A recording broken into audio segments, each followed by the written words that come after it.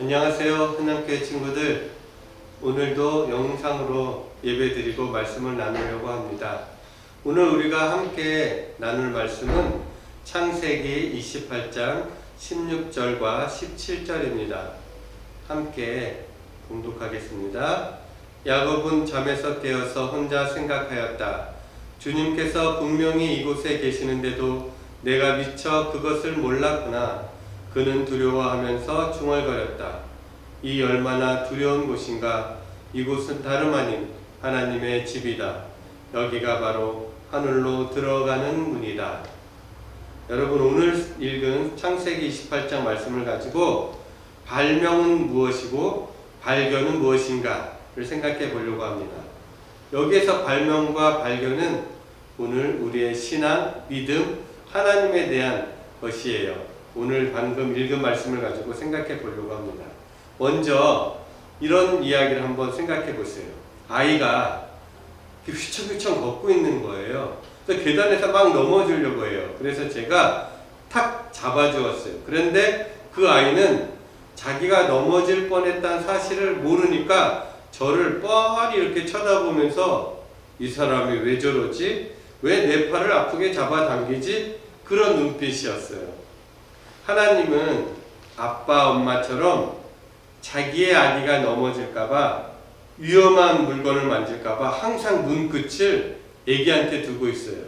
엄마끼리 막 이렇게 이야기하다가 자기 아이가 넘어지려고 그러면 탁 안기도 하고, 뜨겁거나 위험한 거 만지면 딴 얘기하는 것 같아도 다 아이를 말리고 해요.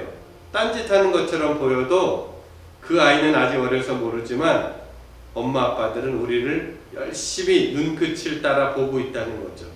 근데 여러분, 하나님도 이 엄마 아빠처럼 비슷해요. 하나님이 우리가 장난치고 욕심부리고 잘못하고 내버려두고 모르는 체 하시는 것 같죠? 그렇지만 엄마 아빠가 친구들하고 수다 떨면서도 우리를 보고 있는 것처럼 하나님도 사실은 하나님의 눈으로 우리를 불꽃 같은 눈으로 보고 있어요. 여러분도 그거 이제 알겠죠? 그래서 우리도 그 아이처럼 하나님을 잘 모르니까 하나님이 왜 안 계실까? 하나님 어디 계실까? 이런 생각을 할 거예요. 아주 어렸을 때 엄마한테 이런 거 물어본 적 있으세요? 엄마, 애기 어디로 나와? 이렇게 엄마한테 물어보면 엄마 아빠가 잘 대답을 못하죠? 아마 이렇게 대답하셨을 거예요. 크면 알게 된단다. 그러시죠? 오늘 우리는 하나님이 우리와 어떻게 함께하고 계신지 그걸 찾아보려고 해요. 오늘 성경 말씀에서 먼저 그 중요한 의미를 찾아보도록 하겠습니다. 야곱이 형 에서한테 굉장히 잘못을 했어요. 형 제일 가는 장자권을 강제로 뺏은 건 아니고 팥죽 하나로 속여서 팔았거든요. 그래서 동생이 장자권, 더 형의 대우를 갖는 권리를 갖게 됐어요. 그러니까 같이 살 수가 없어서 야곱이 도망갔어요. 동생인 야곱이 형이 되려고 했으니까 얼마나 미안했겠어요. 그러니까 형 에서가 화가 나가지고 동생을 어떻게 하려고 했냐면 죽이려고 했죠. 그런데 그렇게 되면 안 되니까 야곱의 엄마가 있었는데 이름은 리브가인데 이 엄마가 자신의 오빠인 라반 삼촌한테 자기 아들 야곱을 보냈어요. 그 보낸 곳은 하란 땅인데, 야 야곱아, 이러다가 형한테 맞아 죽으니까 하란 땅으로 얼른 도망가 하고 이렇게 보낸 거죠. 그러니까 야곱은 이제 집을 나간 거잖아요. 얼마나 고생을 했겠어요. 길거리에서 고생도 하고, 또 지금과 다르니까 너무너무 몇천 년 전이니까 되게 위험했을 거 아니에요. 맹수들도 나오고 밤에는 춥고 잠도 잘 못 자고, 아이고 야곱이 고생을 엄청 한 거예요. 그리고 또 이 이스라엘 사막지대는 낮에 땡볕이 엄청 뜨거워요. 하루 종일 걷고 뜨거운 데 걸으니까 목도 마르고 배도 고프고 엄청 고생을 한 거죠.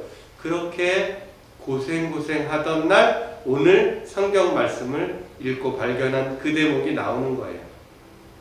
야곱이 너무 피곤하니까 이렇게 돌베개를 베고 잤어요. 그런데 하나님이 야곱 자신과 함께하는 꿈을 꾼 거죠. 그때 야곱이 깨달은 거예요.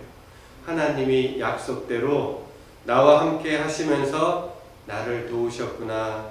내가 비록 형의 장자권을 뺏어서 이렇게 어려운 생활하지만 야수에게도 물리지 않고 배고프긴 하지만 아직 죽지 않고 이렇게 살게 하셨구나.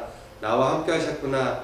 그걸 깨달으면서 야곱이 난 그것도 모르고 내가 이렇게 고생하는데 하나님 도대체 어디 계세요? 어디서 뭘 하고 계세요? 하면서 내가 하나님한테 따졌구나. 이걸 느낀 거죠.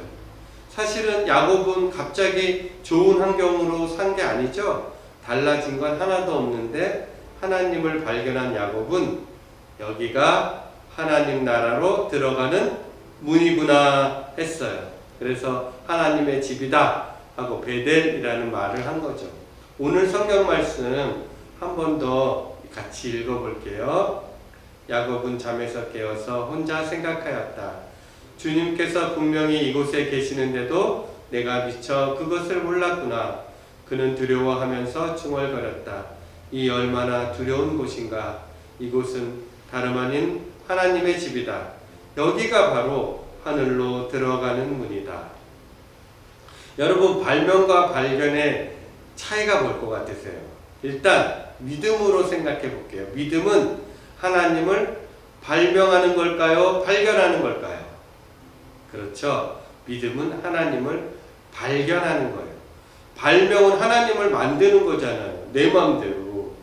그래서 저 친구 때리고 싶은데 저 친구 때리게 해주세요. 이건 하나님을 내가 발명한 거죠. 그런데 발견은 하나님이 만드시고 우리와 함께 하신 것을 내가 깨닫는 거예요. 그러니까 신앙은 하나님을 발명하는 게 아니라 하나님을 날마다 발견하고 느끼는 그런 고백인 거죠. 예를 하나 더 들어볼게요. 코끼리가 있어요. 어떤 사람은 코끼리 코를 만져요. 야, 이 코끼리 재주도 많고 좋다.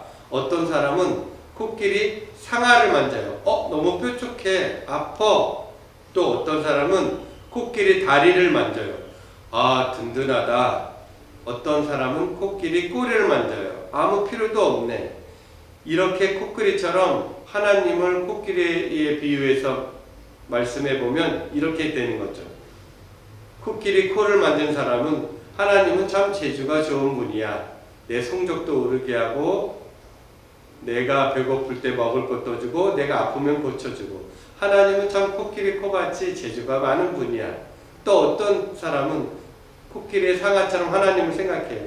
하나님은 너무 뾰족해. 내가 잘못했다고 나를 혼내주시고 나를 벌주셔. 너무 아파. 하나님은 공포와 무서운 분이하고 코끼리 상아의 뾰족한 걸 만진 사람처럼 말해요. 또 어떤 사람은 코끼리 다리처럼 하나님은 참 든든해. 내가 힘들 때 어려울 때 의지가 돼. 하나님 코끼리 다리처럼 참 든든해.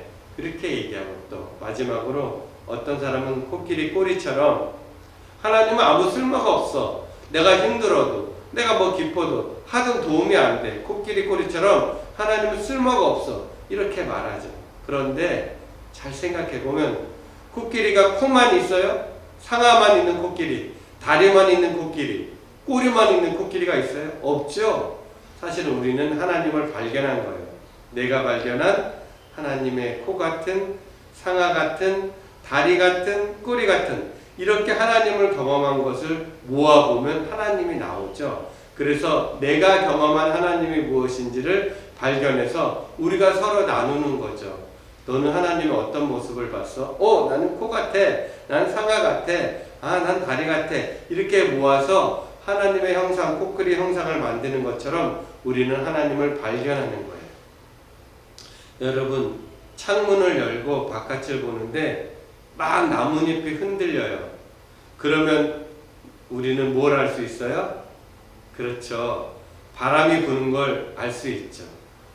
나뭇잎이 흔들리면 바람이 부는 걸 아는 것처럼 여러분 마음이 흔들릴 때가 있어요. 그럴 때 이거 혹시 하나님이 우리를 흔드시고 계시나 생각해 보세요. 뭔가 우리 마음이 불편해지고 이러면 안 되는데 이렇게 해야 되는데 이런 생각이 들면 여러분 지금 하나님이 나의 마음을 흔드시는구나. 지금 하나님이 나와 함께 하시는구나 하나님이 나랑 함께 하시니까 지금 하나님이 어떻게 하라는지 하나님의 생각과 뜻을 여러분이 물어보면 되죠. 야곱처럼. 그래서 하나님을 날마다 발견하고 느끼는 그런 야곱과 같은 친구가 되기를 주님의 이름으로 소망합니다.